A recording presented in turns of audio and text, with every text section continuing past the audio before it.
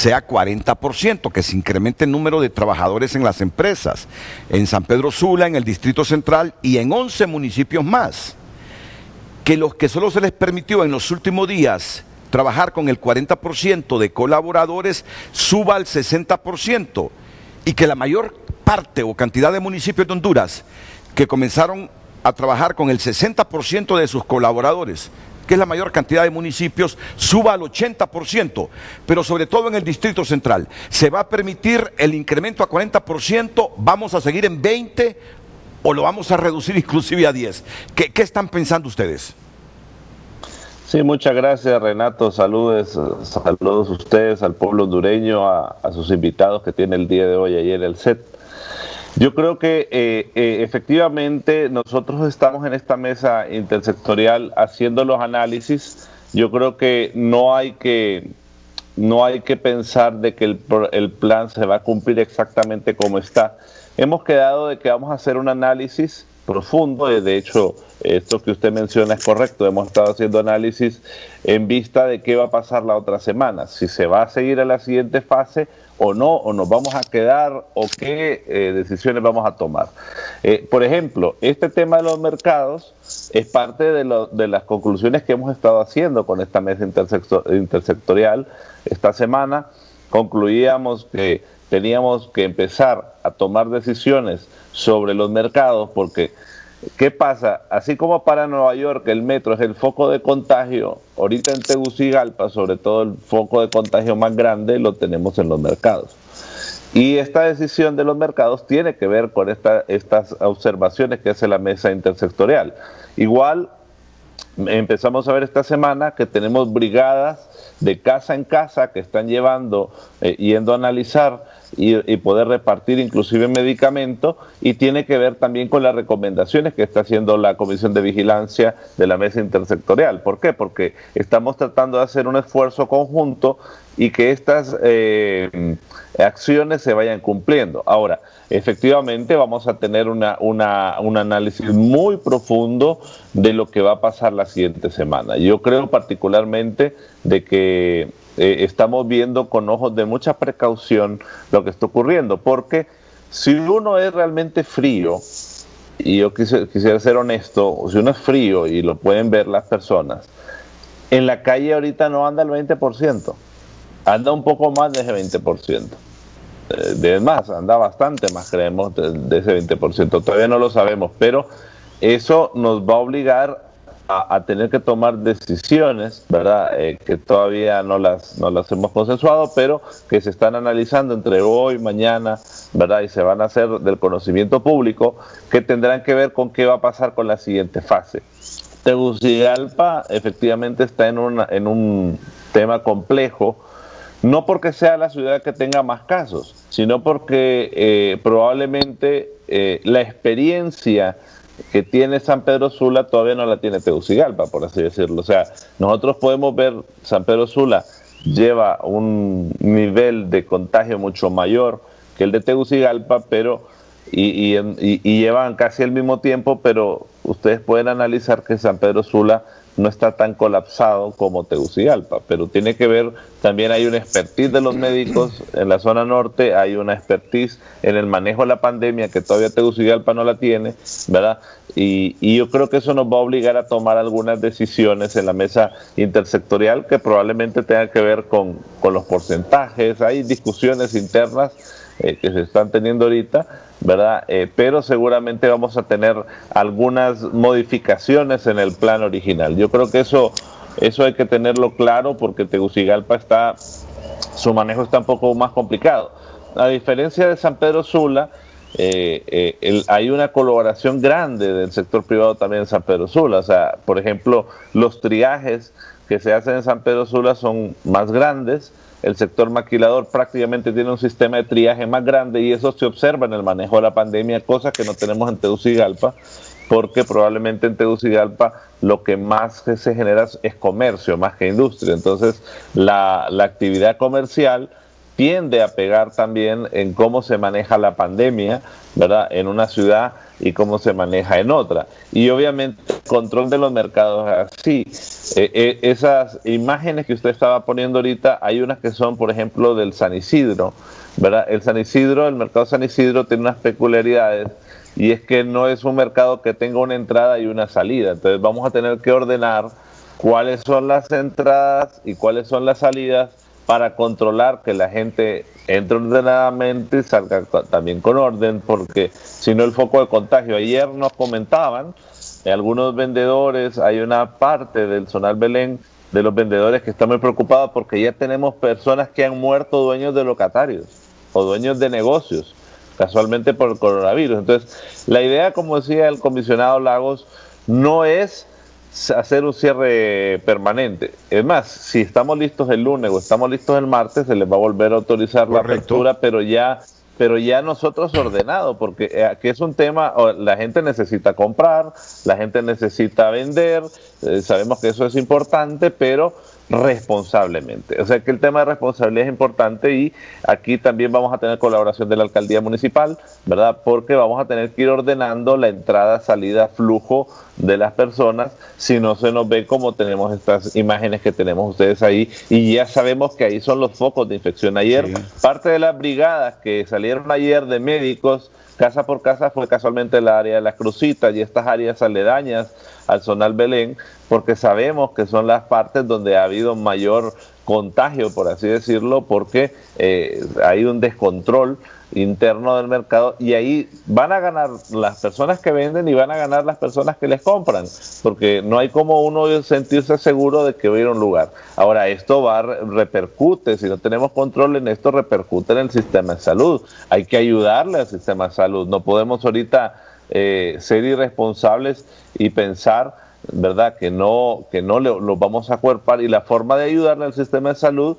es pues procurando no saturarlo, y no saturarlo significa tratar de poner orden en aquellos lugares donde tenemos saturaciones de personas, que son los mercados. Mire, yo creo que hay que comparar peras con peras y manzanas con manzanas.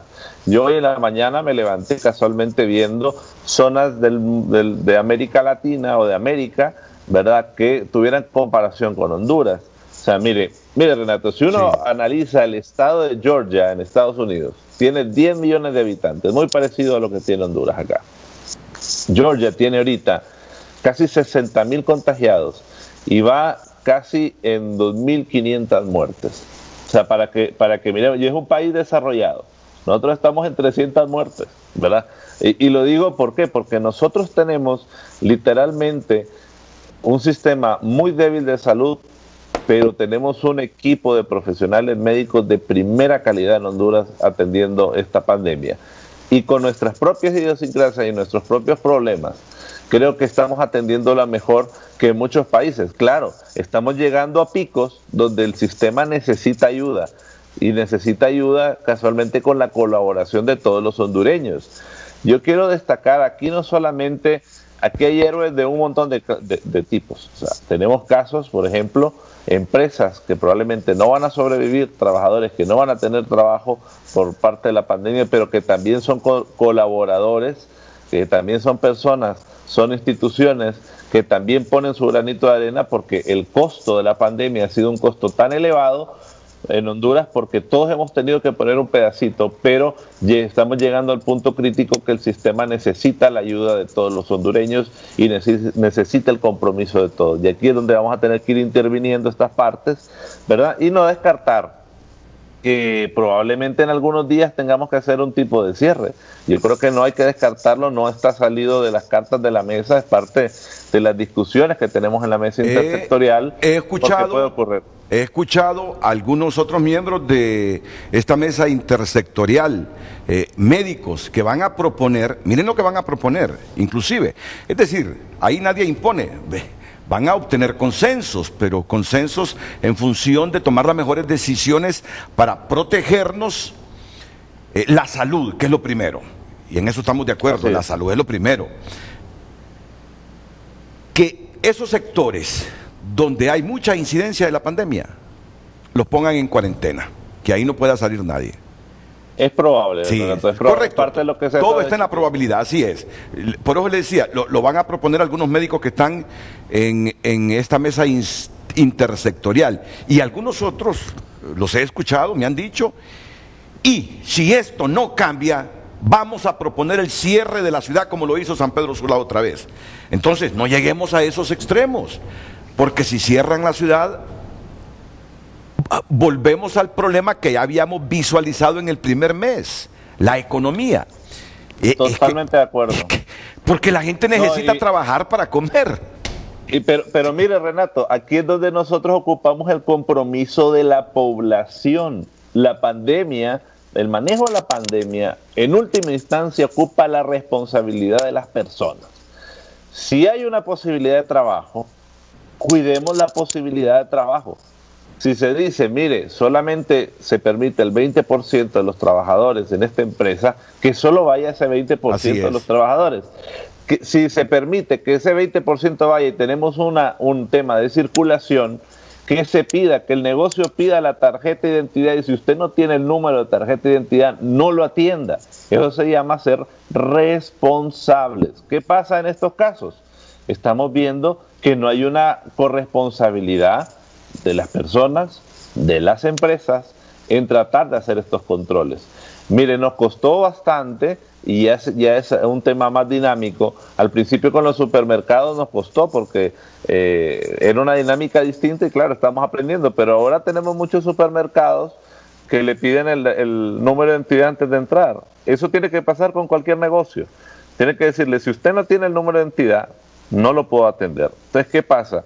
Si nosotros tenemos esa primicia, las personas van a dejar de intentar de salir el día que no le corresponde porque sabe que no lo van a atender, ¿verdad? Entonces, esta corresponsabilidad que tenemos que tener, si no la hacemos, lo que va a ocurrir es que vamos a tener que volver a dar pasos, y no es que sean pasos atrás, porque ya lo tiene contemplado el plan, Renato. O sea, ya no hay que entender que si llegamos a hacer un cierre por X o Y razón, o prolongamos alguna de las fases, no es porque no está en el plan, ya estaba en el plan. Lo que pasa es que significa que en la evaluación que hace la mesa intersectorial, definitivamente vemos que hay un comportamiento social que no lo cumple, ¿verdad? Y al no cumplirlo, pues tendremos que tomar medidas. Ahorita estamos empezando con los mercados, vamos a evaluar qué pasa con los mercados, y ahí necesitamos que las personas de los mercados nos acompañen, porque tenemos que hacer conciencia de que no pueden estar pegados, de que no pueden usar la mascarilla en la barbilla. Mire, es cantidad de... Yo digo que si una persona, yo la miro y está vendiendo y no tiene su mascarilla puesta, mire, no le compre. Así de sencillo, te lo digo. No le compre. ¿Por qué? Porque lo que le puede pasar es que se puede contagiar. Ya sabemos que el virus está en los mercados rebotando fuertemente y anda caminando en esos mercados fuertemente. Entonces, si no tiene esa medida, no le compre. Sí, yo advierto, sí, solo permítame, porque hay que decirlo así, ministro, advertirle a la ciudad, a todas las personas que vivimos en la ciudad, si no ponemos un poco más de nuestros esfuerzos a seguir las recomendaciones, no descarten que cierren Tegucigalpa de nuevo. Si continúa ese incremento de casos del COVID-19, usted no descarte que el próximo domingo el ministro Madero, Marco Tulio Medina, el doctor Marco Tulio Medina y todos los que integran la mesa intersectorial pueden decidir, no, reduzcamos a un 10% la economía en la ciudad. No, ni siquiera mantengamos el 20% que mantuvimos en los últimos 15 días. Descartemos, de hecho, incrementar a 40% la apertura de la economía en la capital. No podemos. O dirían, mantengámonos en el 20%, pero hay posiciones que van con la idea de reducir al 10% la economía en la ciudad. Y hay otros que dicen, hay que cerrar esta ciudad. Y mire yo los criterios que he escuchado de algunos médicos. Calidonio en San Pedro Sula, Armando Calidonio en San Pedro Sula puede tener sus adversarios políticos, ¿verdad? Pero se le reconoce a Calidonio que ha hecho el mejor de los esfuerzos en los últimos meses. Usted mismo está diciendo que San Pedro Sula se está convirtiendo en un ejemplo, en un referente, porque comenzaron muy mal. Ahí fue el epicentro de la pandemia, el departamento de Cortés, San Pedro Sula y los pueblos aledaños a San Pedro Sula. Pero rápidamente aprendieron, tomaron las decisiones. Y lo otro que rescato, el protagonismo bueno del sector privado de San Pedro Sula. Es correcto, Sí, Renato. por favor, Es correcto. empresarios de esta ciudad.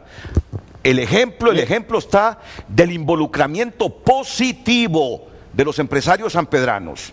Hoy tenemos a San Pedro Sula como un referente en Honduras para seguir sus pasos y que Tegucigalpa no se convierta en la Guayaquil de hace 2 meses. Adelante, ministro Madero. Mire, Renato, esa es una verdad. Nosotros, el sector privado sanpedrano, yo creo que ha estado muy, muy de cerca del combate a la pandemia. Eso no lo podemos nosotros decir. Hay triajes inclusive donde el sector privado está totalmente metido en el Valle de Sula, ¿verdad? El sector maquilador ha apoyado cualquier cantidad de donaciones de equipo de bioseguridad.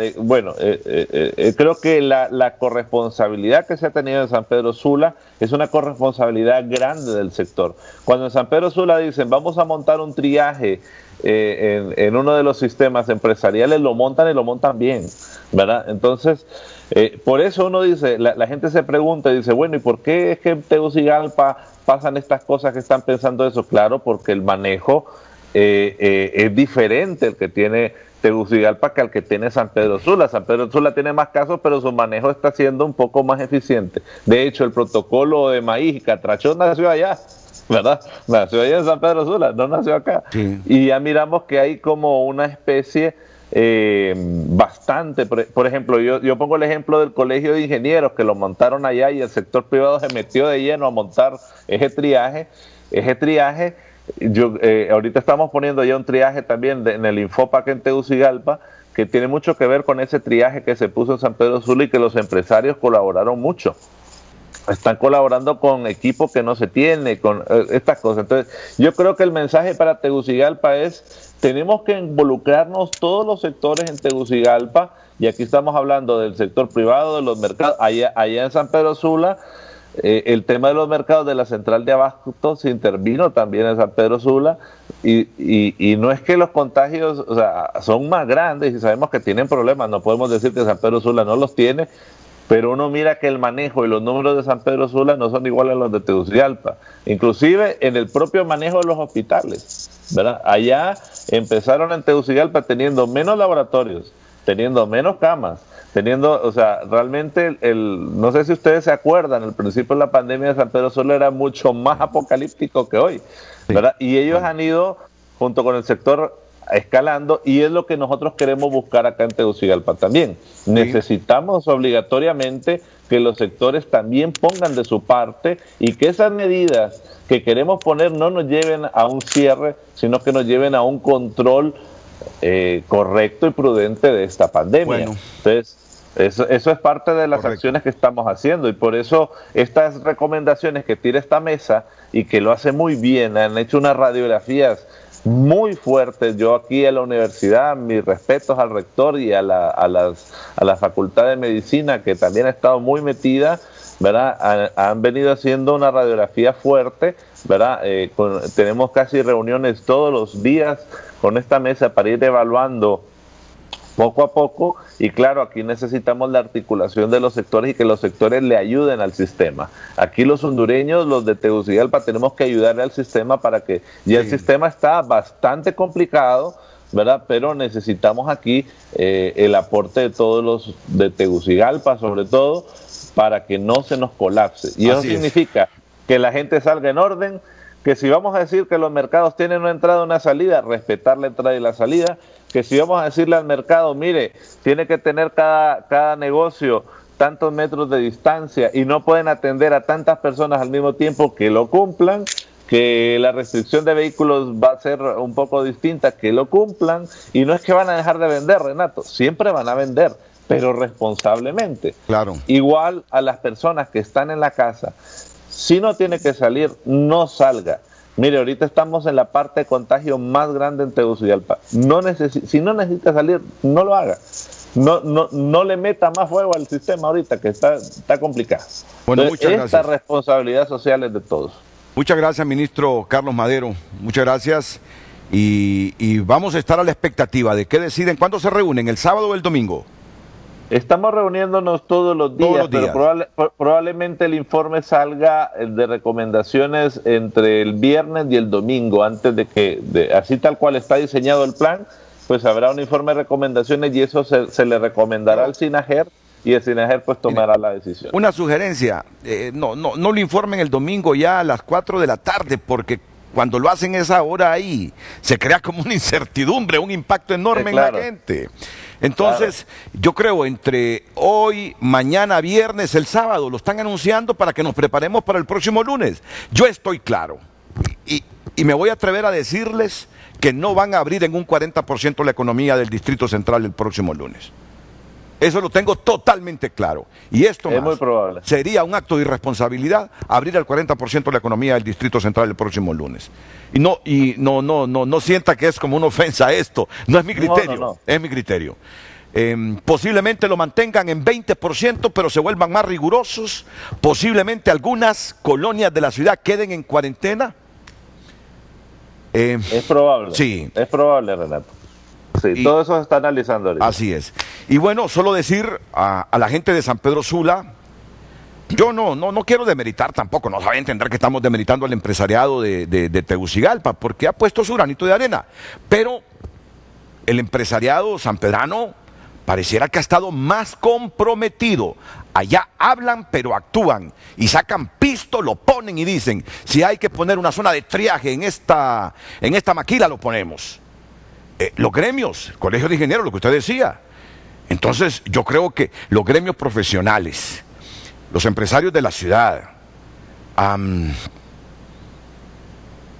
involúcrense un poco más, todos, porque si no, Tegucigalpa en poco tiempo va a ser la Guayaquil de Centroamérica.